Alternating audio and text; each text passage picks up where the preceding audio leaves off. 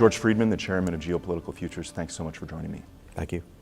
I wanted to talk to you about something that you're talking about here at the Strategic Investment Conference, and that's what's happening with North Korea and the United States. You're saying that it appears that we may actually be on the fast track to war. Why don't you unpack that for me? Well, it's kind of a slow track that suddenly speeded up. We've been on this track for many years. What we're looking at is the indicators. A second carrier battle group has joined the Vincent off Korea. There's some indication the third one is moving to join it. F-35s, our most advanced fighters, have deployed to Korea. You have an exercise going on with over 100 F-16s in the skies over South Korea. And most ominous, if you will, civil defense briefings are taking place in Guam. And Guam is where our B-52s, B-2s, and B-1s are based, and that would be the main axis of attack. So if we're not going to war, we're doing a really good imitation. Civil defense briefings, what does that entail? What does that mean? In a war, you never know what the other side is going to do. And we know that the North Koreans are acting cocky for reasons that I don't fully understand. Let's assume for the moment that our intelligence is not quite right and they have a long-range missile. Let's assume that they might attack an assault from the sea. Any number of things might be the case, terrorism. You've got a civilian population on Guam, and remember Guam is part of the United States. We have a civilian population, they have to be protected. So most of them wouldn't know what to do in the event of an attack. Not clear that after the briefing they're going to know what to do, but at least you're going to make sure that to the extent they're ready. And when you start getting the civilian population ready, you've sort of made a decision, because that is going to panic a lot of people, and there's no reason to panic them for no reason. We know what North Korea's offensive capabilities are on the Korean Peninsula in terms of being able to destroy Seoul, and I've heard estimates of under an hour in terms of artillery up on the hillsides overlooking Seoul that would devastate a city that has a population of nearly 20 million. But what sort of offensive capabilities does North Korea have against the mainland of the United States? Probably, almost certainly, they don't have any, except a terrorist attack that is special forces delivering some sort of weapon to the mainland, a ship coming in offshore. So the likelihood of that is very low. But remember, Korea is an ally. We have a large number of troops stationed there, and Seoul is a metropolitan area of 25 million people. I don't think they can destroy it in an hour.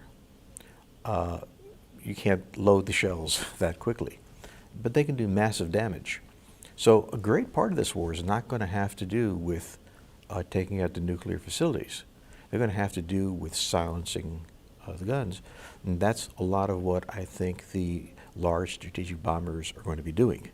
But let's remember, the North Koreans have an excellent air defense system. So that has to be taken out first.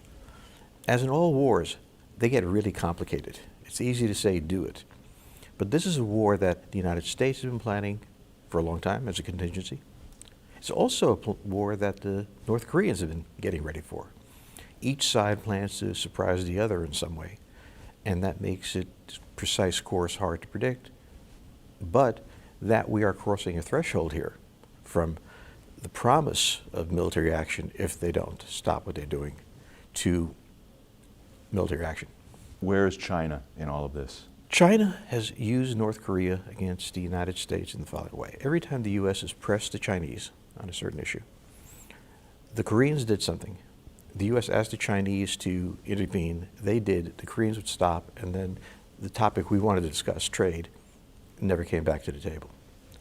In this case, either the Chinese don't have the ability to influence the Koreans, or they don't want to. But in any case, whatever agreement Trump and Xi thought they had with each other is gone. Now, the Russians and the Chinese are saying, let's follow a diplomatic course. But I think the American view is, what diplomatic course? You have to have somebody to negotiate with, and they're not ready to negotiate. So what about those that would say Trump's doing this for some sort of political game that he's playing?